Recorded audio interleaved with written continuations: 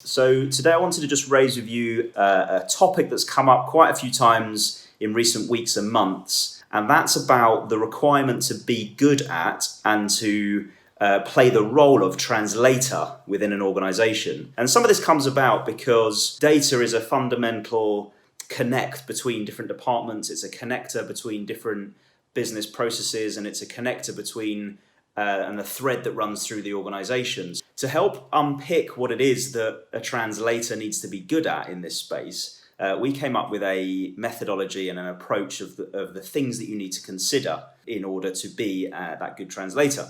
And we call that approach the role approach, the ROLE approach. And the R stands for roles and responsibilities. Now, what's really important when working cross boundaries within different teams and trying to communicate between different teams, having the clarity about who's responsible for which part of the end-to-end chain of data flow, of building analytics products, or whatever the case may be, is really important.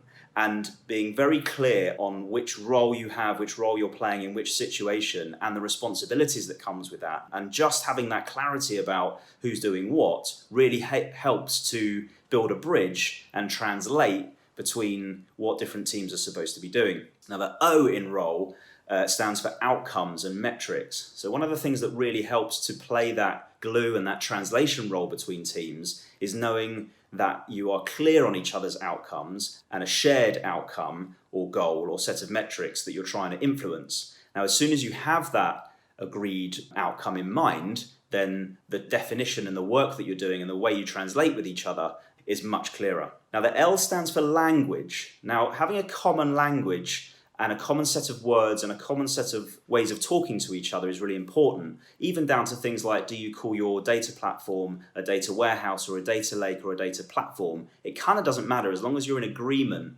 That helps to bring that sense and that togetherness between different teams around the business. Now, the E stands for engage. Now, without engagement, you'll never get that capability to be a good translator within your team. And that engagement means you need to understand where each of the teams play a part.